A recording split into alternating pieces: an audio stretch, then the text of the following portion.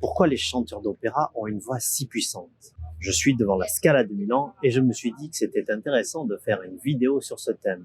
Non pas pour que vous deveniez vous aussi des chanteurs d'opéra, mais pour que vous puissiez trouver, lors de vos discours et vos prises de parole, une voix bien plus puissante. Allez, c'est parti. I have a dream today.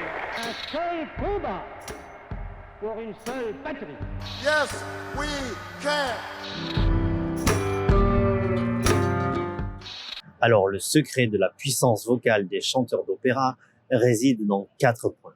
Le premier point, c'est la posture et l'ancrage. Observez des chanteurs d'opéra. Ils sont posés au sol, stables, les pieds légèrement écartés, le poids réparti équitablement sur chacun de leurs pieds. Ensuite, ils se tiennent droit, la poitrine légèrement ouverte, la tête haute, digne. Tout ça, ça permet à l'appareil phonatoire de prendre un puissant appui. Deuxième point, la respiration. Et ça, j'en parle souvent. Les chanteurs d'opéra ont une technique respiratoire parfaitement rodée. Tout d'abord, ils prennent suffisamment d'air dans leurs poumons et ensuite, ils utilisent la respiration abdominale. Dans la respiration abdominale, on utilise toute la puissance des abdominaux et du périnée pour pouvoir faire monter en pression l'air dans les poumons. Et vous savez que les cordes vocales ont besoin d'une bonne pression d'air pour fonctionner.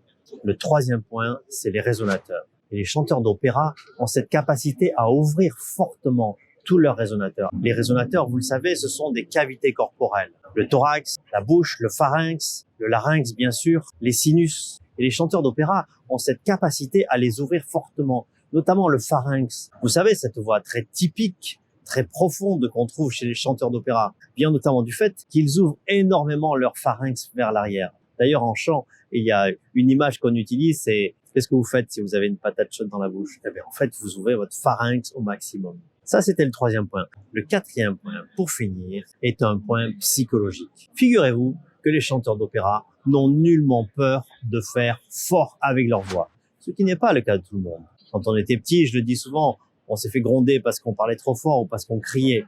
Et notre inconscient a mémorisé que si on vocalise trop fort, eh bien, il y a une punition à l'appui. Les chanteurs d'opéra se sont totalement affranchis de cela et année après année, ont travaillé justement pour trouver la puissance.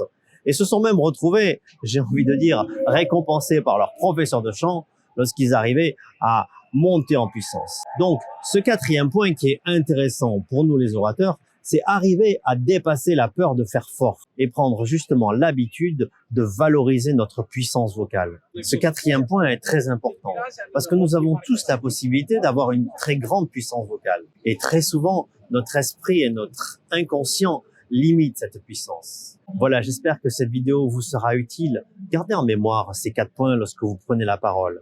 Et puis n'oubliez pas que chacun de ces points se travaille également. Allez, je vous dis à très bientôt pour une nouvelle vidéo.